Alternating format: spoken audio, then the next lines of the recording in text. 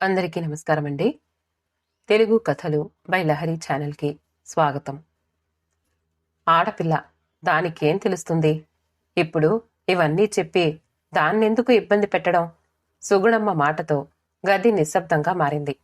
రామ్మూర్తి చేతిలో పట్టుకున్న court notice కాస్త వణికింది. ఆ కాగితం మీదున్న అక్షరాలు ఆయనకు సరిగ్గా కనిపించకపోయినా ఒక విషయం మాత్రం స్పష్టంగా అర్థమైంది. వాళ్ల ఇంటిపై ఎవరో హక్కు చూపిస్తూ కేసు వేశారు. అంతే అంటావా? అడిగాడు రామ్మూర్తి. అంతే అంతే. కొడుకుండగా కూతురికి ఫోన్లు చేసి పిలిపించి ఈ రాద్ధాంతమంతా చెప్పుకున్నావంటే ఎంత చులకనా? అసలుకే వద్దు. ఆడపిల్లకి పెళ్లి చేసి పంపించేశాం. దాని సంసారం దానిది. సుగుణమ్మ తీర్మానించేసింది. అయినా అమర్కు ఫోన్ చేద్దాం, రామ్మూర్తి నెమ్మదిగా అన్నాడు. కూతురు నందిత పేరు ఒక్కసారి కూడా వారి సంభాషణలోకి రాలేదు. ఆమె అదే నగరంలో వాళ్లకి కేవలం అరగంట దూరంలో ఉంటూ ఉన్నా ఈ విషయం ఆమెతో పంచుకోవాలి అనే ఆలోచనే వారికి కలగలేదు. ఒకవేళ అలాంటి ఆలోచన వాళ్లకి కలిగిన ఆడపిల్లకి చెప్పడం ఏంటి అని విరమించుకున్నారు. తనకు సమస్యను వివరించి సహాయం అడగాలన్న భావన వారి మనసుల్లోకి రాలేదు. కూతురు కాబట్టి ఆమెను పిలవడం కాదు, కూతురు కాబట్టి పిలవకూడదు అనిపించింది దంపతులిద్దరికీ. అమెరికాలో అప్పటికే అర్ధరాత్రి దాటిపోయింది. అయినప్పటికీ అతను ఫోన్ ఎత్తాడు. నాన్నా, ఏంటి ఈ టైంలో? అంతా ఓకేనా? అడిగాడు అమర్. ఒక సమస్య వచ్చి పడిందిరా. ఇంటి మీద ఎవరో హక్కు చూపిస్తూ కేసు వేశారు. రామ్మూర్తి స్వరం సాధారణంగా ఉండాలి అనుకుంది, కాని కాస్త వణికింది. అమర్ కొద్దిసేపు మౌనంగా ఉన్నాడు. కేసేంటి? ఎందుకు? ఎవరు వేశారు? సరే నాన్నా, మీరు టెన్షన్ పడద్దు. నేను ఒక లాయర్ నంబర్ పంపిస్తాను. ఆయన చాలా ఎక్స్పీరియన్స్డ్. మీరు వెంటనే ఆయన్ని కలవండి. నువ్వు ఏమైనా ఇక్కడికొచ్చి... రామ్మూర్తి మాట ఆపేశాడు. నాన్న, ఇప్పుడంటే నేను వెంటనే రాలేను. ఇక్కడి నుంచి నేను ఫాలో అప్ చేయడం కష్టం.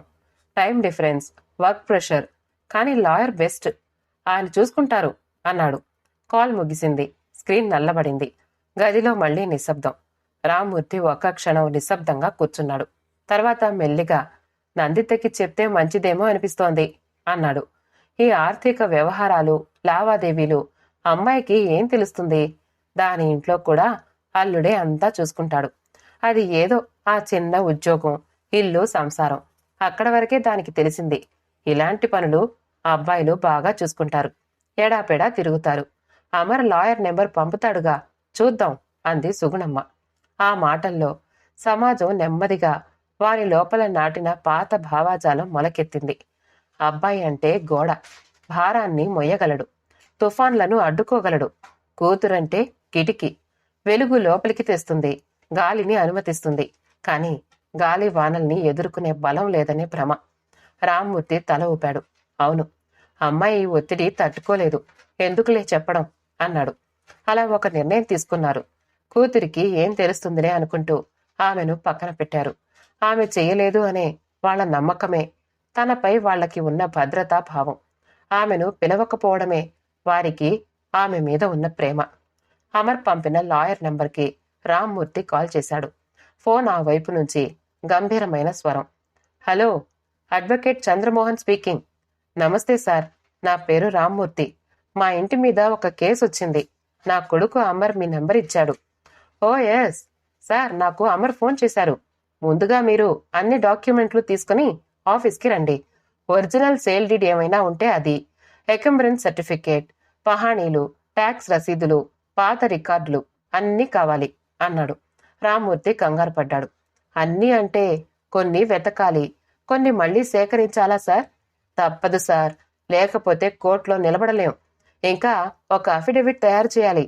దానికి మీ సంతకం, మీ భార్య సంతకం, 2 సాక్షులు చెప్పుకుపోతున్నాడు అడ్వకేట్. సుగుణమ్మ పక్కనే కూర్చొని వింటోంది. ఫోన్ పెట్టిన వెంటనే ఏమన్నాడు అని అడిగింది. కాగితాలు, చాలా కాగితాలు కావాలంటున్నాడు. రామ్మూర్తి నిట్టూర్చాడు.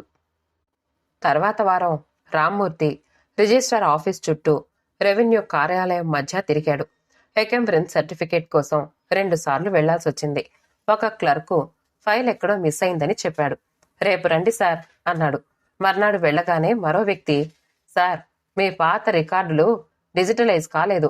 మాన్యువల్ రిజిస్టర్ చెక్ చేయాలి, టైం పడుతుంది అన్నాడు. రామ్మూర్తి కాళ్లల్లో మెల్లిగా నొప్పి ఎగిసొచ్చింది. శ్వాస బరువెక్కింది. ఆఫీస్ బయట ఉన్న పాత చెక్క బెంచుపై కూర్చున్నాడు. నుదుటిపై చెమట బిందువులు జారి పడుతూ ఉండగా రుమాలు తీసుకుని నెమ్మదిగా తుడిచాడు. ఆకాశం వైపు ఒక చూపు వేసి చేతులు కలిపి మౌనంగా నమస్కరించి, ఇంత పరీక్ష ఎందుకు స్వామి? ఈ వయసులో ఇవన్నీ ఎలా మొయ్యగలను? ఆ ప్రశ్న గాలిలో కలిసిపోయింది. ఆయన అలసటలో కేవలం శరీరపు బరువు మాత్రమే కాదు, బరువు స్పష్టంగా కనిపించింది. లాయర్ ఆఫీస్కి వెళ్ళాక, సార్, మీరిచ్చిన కాగితాల్లో ఒక పహాణి మిస్ అయింది, అదీ కావాలి, మొన్న చెప్పిన సర్టిఫికేట్ కూడా తీసుకురండి అన్నాడు అడ్వకేట్. ఇవన్నీ మీరు చూసుకోలేరా? రామ్మూర్తి స్వరం కొంచెం బలహీనంగా మారింది. సార్, మా పని కోర్టులో వాదించడం, డాక్యుమెంట్లు మీరు తీసుకురావాలి అన్నాడు అడ్వకేట్. రామ్మూర్తికి ఒక వలయంలో తిరుగుతున్నట్టు అనిపించింది. ఒక అడుగు ముందుకు వేస్తే 2 అడుగులు వెనక్కి జారిపోతున్నట్టుగా ఉంది పరిస్థితి. ఒక పక్క జీవితం బయట తన పద్ధతిలో నడుస్తూనే ఉంది. ప్రతి 2వ రోజు నందిత ఇంటి గుమ్మం తట్టేది. అమ్మా, కూరగాయలు తీసుకొచ్చా. ఈ నెల పెన్షన్ వచ్చిందా? కరెంటు బిల్లు ఆన్లైన్లో కట్టేశాను. మందులు తెచ్చాను. పూటకి ఏమేం వేసుకోవాలో డైరీలో రాసి పెట్టాను. రేపు నాన్నకి చెకప్కి తీసుకువెళ్తా అంటూ తన పనులు తను చేసుకుంటూ పోతోంది. ఆ రోజు కూడా నందిత ఎప్పట్లాగే పనులన్నీ ముగించేసి వెళ్లడానికి సిద్ధమైంది. మందుల బాక్స్ను సరిచేసి, అమ్మా, ఇవి రాత్రి, ఇవి ఉదయం అని గుర్తు చేసింది. సరేరా, జాగ్రత్తగా వెళ్ళు, సుగుణమ్మ అంది. నందిత గుమ్మం దాటబోతూ ఉండగా బయట మెట్ల దగ్గర ఒక శబ్దం వినిపించింది. తల తిప్పి చూసింది. రామ్మూర్తి బయట నుంచి వస్తున్నాడు. చేతిలో పాత గుడ్డ సంచి. మెట్ల మొదటి 2 మెట్లు ఎక్కాడు. 3వ మెట్టు దగ్గర ఒక్కసారిగా ఆగిపోయాడు. గోడకి ఆనుకుని కూర్చున్నాడు. నాన్నా? నందిత ఒక్కసారిగా పరిగెత్తింది. ఏమైంది నాన్నా? బీపీ ఎక్కువైందా? చెక్ చేస్తానుండు అంటూ ఇంట్లోకి పరిగెత్తిపోయింది. రామ్మూర్తి ఆమె చేయి పట్టుకుని, ఏమీ కాదు, కాస్త అలసట అని చెప్పిన స్వరం ఆయన స్వరం బలహీనంగా ఉంది. నందిత వెంటనే బ్యాగ్ తీసుకుని పక్కన పెట్టింది. మెట్లు ఎక్కలేకపోతే చెప్పాలి కదా అని మందలిస్తూ ఆయన భుజానికి చెయ్యేసి నెమ్మదిగా లోపలికి తీసుకువెళ్ళింది. హాల్లో సోఫాపై కూర్చోబెట్టి వెంటనే నీళ్లు తీసుకొచ్చింది. మెల్లగా తాగండి, సుగుణమ్మ కంగారుగా అంది. ఏమీ కాదు. రామ్మూర్తి మళ్ళీ అదే మాట. నందిత ఆయన కాళ్లు చూసింది. బాగా వాపొచ్చింది. రెస్ట్ తీసుకోమంటే ఈ మధ్య ఒకటే తిరుగుతున్నారు. ఇవాళ ఎక్కడికి వెళ్లారు అని ప్రశ్నించింది. ఒక పని పడిందమ్మా అన్నాడు రామ్మూర్తి నీరసంగా. నందిత కింద కూర్చుని మౌనంగా ఆయన పాదాలను తన చేతుల్లోకి తీసుకుని మర్దన చేయసాగింది. చిన్నప్పుడు తను సైకిల్ నేర్చుకుంటూ పడిపోయి ఏడ్చినప్పుడు ఇదే చేతులతో తను తడిమాడు. ఇప్పుడు ఆమె చేతులు ఆయన అలసటను తడుముతున్నాయి. అప్పుడే ఆమె చూపు పక్కన పెట్టిన బ్యాగ్ పై పడింది. బ్యాగ్ కొంచెం తెరిచి ఉంది. లోపల నుంచి కొన్ని కాగితాలు బయటికి జారాయి. ఫోటో కాపీలు, ఎకంబరెన్స్ సర్టిఫికేట్ అనే అక్షరాలు కనబడ్డాయి. ఆమె చేతులు ఒక్క క్షణం ఆగిపోయాయి. ఆ కాగితాలు ఏంటి నాన్న? రామ్మూర్తి గారు ఒక్కసారిగా ఉలిక్కిపడ్డారు. అవా? ఏమీ లేదమ్మా, ఏదో చిన్న సమస్య. చిన్న విషయమైతే ఈ స్థాయిలో అలసట ఎందుకు నాన్నా? మధువుగానే అడిగింది. సుగుణమ్మ వెంటనే, అదేమీ లేదమ్మా, నాన్న చెప్పినట్టు చిన్న సమస్య అంతే. నీకెందుకు ఈ గోల? నీకు నీ ఇల్లు, సంసారం, బాధ్యతలు ఉంటాయి. ఇవి మేం చూసుకుంటాం అంది. నందిత కాళ్లు మర్దనా చేస్తూనే తల పైకి లేపింది. ఏం చూస్తారమ్మా? ప్రతిసారి నేనొస్తే మీరిద్దరూ టెన్షన్లో ఉంటున్నారు. నాన్న ఫోన్ చూస్తూ ఉంటారు. మీరు ఏదో దాచినట్టు మాట్లాడతారు. నేను గమనించలేదు అనుకుంటున్నారా? గదిలో నిశ్శబ్దం. ఏం దాస్తున్నారో చెప్పండి, నందిత మళ్ళీ అడిగింది. రామ్మూర్తి చూపు తిప్పుకున్నాడు. నువ్వు బాధపడతావు తల్లి. నిజం తెలియక బాధపడటమా, లేక దాచిపెట్టిన నిజం తెలిసి బాధపడటమా? ఆమె స్వరం కాస్త కంపించింది. నాన్న, నేను మీ కూతురిని, ఎప్పటికీ ఉంటాను. ఇలా వచ్చి అలా వెళ్లిపోయే మనిషిని కాను. సుగుణమ్మ కుర్చీలో కూర్చుని, ఇంటి మీద కేసు వేశారు. అమర్ చెప్తే ఒక లాయర్ దగ్గరికి వెళ్లారు నాన్న. ఈ కాగితాలు, ఆ కాగితాలు అని రోజు ఏదో ఒకటి తెమ్మంటున్నాడు. రోజూ తిరగాల్సి వస్తోంది. ఆడపిల్లవి, నీకెందుకు ఈ గొడవలు అని చెప్పలేదు అంది. ఆ చివరి మాట గదిలో మళ్లీ నిశ్శబ్దంగా మారిమోగింది. అమ్మాయి కాబట్టి చెప్పకూడదా? నందిత మదుపుగా అడిగింది. ప్రతి 2వ రోజు నేనొస్తున్నాను. మీ బిల్లులు చూసేది నేనే, పెన్షన్ వచ్చిందో లేదో చెక్ చేసేది నేనే, బ్యాంక్లో తప్పుగా కట్ చేసిన డెబిట్ కూడా నేనే రివర్స్ చేయించాను. ఇవన్నీ నాకు అర్థమవుతాయి. మరి ఈ పత్రాలు మాత్రమే నా చేతుల్లో బరివెక్కిపోతాయా? రామ్మూర్తి తల వంచుకున్నాడు. ఇది వేరు నందిత. కోర్టులు, పోలీస్ స్టేషన్లు, ఆ మాటలు నీకెందుకు చెప్పు? నాన్న, మీరు అనుకుంటున్న నందిత ఎవరో నాకు తెలియదు. కానీ మీ ఎదుట కూర్చున్న నందిత మీరు అనుకునేంత బలహీనురాలు కాదు. గదిలో గాలి మారిపోయింది. నేను చాలా రోజుల నుంచి గమనిస్తున్నాను. ఆమె మెల్లగా కొనసాగించింది. ప్రతిసారి నేనొస్తే మీరిద్దరూ ఏదో ఆలోచనలో ఉంటారు. ఫోన్ సైలెంట్లో ఉంటుంది. నేనడిగితే ఏమీ లేదు అంటారు. నేను మీ కూతుర్ని కదా, మీ ముఖం చదవలేనా? సుగుణమ్మ కళ్ళల్లో కన్నీళ్లు మెరిశాయి. నందిత లేచి బ్యాగ్ నుంచి పేపర్లు తీసుకుంది. ఒక్కొక్కటి తిప్పి చూసింది. రేపు ఎక్కడికి వెళ్ళాలి అని ప్రశ్నించింది. లాయర్ ఆఫీసు, రామ్మూర్తి బలహీనంగా చెప్పాడు. సరే, రేపు నేను వెళ్తాను. ముందు ఆ నోటీసు, ఆ కాగితాల గురించి తెలుసుకుని లాయర్ని నేనే కలుస్తాను, ఆమె స్పష్టంగా అంది. వద్దురా, సుగుణమ్మ నచ్చజెప్పడానికి ప్రయత్నించింది. నందిత వారి ముందర నిశ్చలంగా నిలబడి, ఇవన్నీ నా దగ్గర దాచిపెట్టి మీరు నన్ను కాపాడాలి అని చూస్తున్నారు. అది నాకు తెలుసు. కానీ నేను కూడా మీకు అండగా నిలబడగలను. ఒక్కసారి నా మీద నమ్మకం పెట్టండి, దడంగా అంది. ఆ మాటలు గదిలో నిలిచిన గాఢమైన నిశ్శబ్దాన్ని మెల్లగా కరిగించాయి. గాలి కాస్త తేలికయింది. రామ్మూర్తి గారు నందిత ముఖాన్ని ఆత్మీయంగా చూశారు. ఆమె కళ్లల్లో ఒక ధైర్యం మెరుస్తోంది. ఇప్పటి వరకు ఆయన గమనించని లేదా గమనించకపోయిన వెలుగు. ఇందాక మెట్లపై కూర్చున్నది కేవలం అలసటతో ఊపిరి పీల్చుకుంటున్న ఒక తండ్రి మాత్రమే కాదు. అక్కడ మొదటిసారి తన కూతురు గాజు బొమ్మ కాదని, గోడలా నిలబడగలదని గుర్తించబోతున్న ఒక మనిషి కూడా కూర్చున్నాడు. ఆ రాత్రి నందిత ఇంటి గుమ్మం దాటేసరికి నగరం తన రీతిలో పరుగులు పెడుతోంది. ట్రాఫిక్ సిగ్నల్స్ ఎరుపు నుంచి ఆకుపచ్చకి మారుతున్నాయి. అపార్ట్మెంట్ కారిడార్లో పిల్లల నవ్వులు ప్రతిధ్వనిస్తున్నాయి. లిఫ్ట్ తలుపులు తెరుచుకుని మూసుకుపోతున్నాయి. బయట జీవితం ఎప్పట్లాగే కొనసాగుతోంది. కానీ ఆమె లోపల మాత్రం సమయం ఆగిపోయింది. మెట్లపై కూర్చుని ఊపిరి సర్దుకుంటున్న తన తండ్రి దృశ్యం మళ్లీ మళ్లీ ఆమె కళ్ల ముందు మెదులుతోంది. చేతిలో పాత బ్యాగ్, నుదుటిపై చెమట, కళ్లల్లో దాచిన ఆందోళన. ఇంట్లోకి అడుగు పెట్టేసరికి ఆమె భర్త వినయ్ డైనింగ్ టేబుల్ పక్కనే ల్యాప్టాప్ ముందు కూర్చొని ఆఫీస్ కాల్ మాట్లాడుతున్నాడు. ఆమె రాగానే మైక్ మ్యూట్ చేసి ఆమె వైపు తిరిగాడు. ఇంత లేట్ అయిందేంటి? అంతా ఓకేనా అని సాధారణంగా అడిగాడు.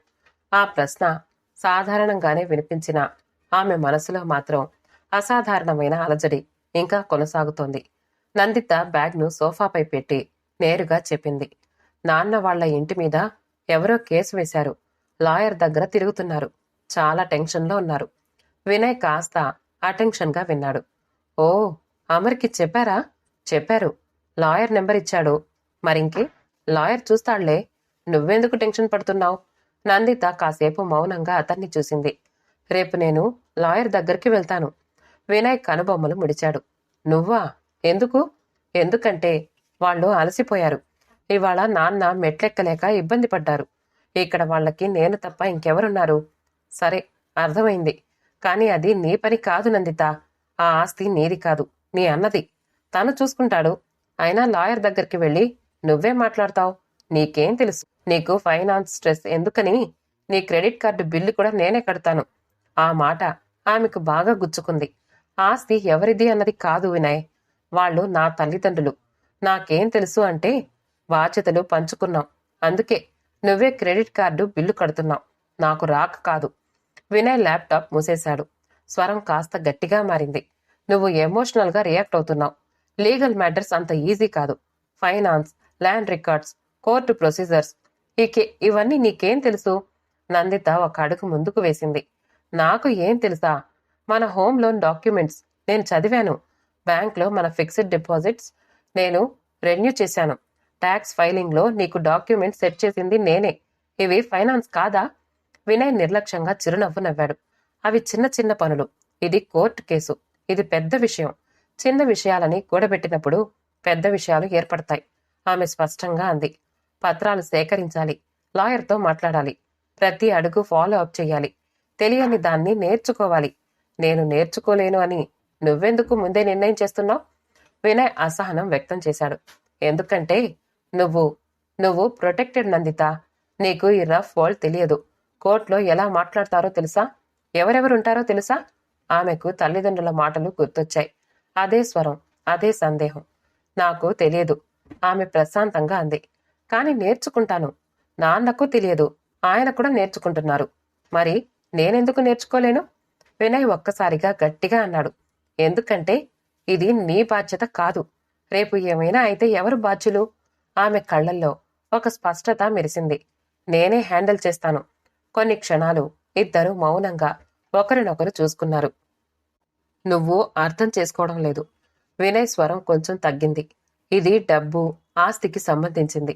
పెద్ద పెద్ద విషయాలు. అవును. ఆమె తల ఊపింది. అందుకే నేనిప్పుడు వెనక్కి తగ్గలేను. నేను వాళ్ల కూతుర్ని. ఆస్తి కాగితాల్లో నా పేరు లేకపోయినా వారి జీవితంలో నా పేరుంది. నందిత నెమ్మదిగా సోఫాపై కూర్చుంది. నువ్వు అనుకుంటున్న ఒక గాజు బొమ్మ అయితే అది నీ ఊహ. నేను పడిపోతే లేస్తాను, నేర్చుకుంటాను. తప్పు చేస్తే సరిచేస్తాను. కాని ప్రయత్నం చెయ్యకుండా ఉండను.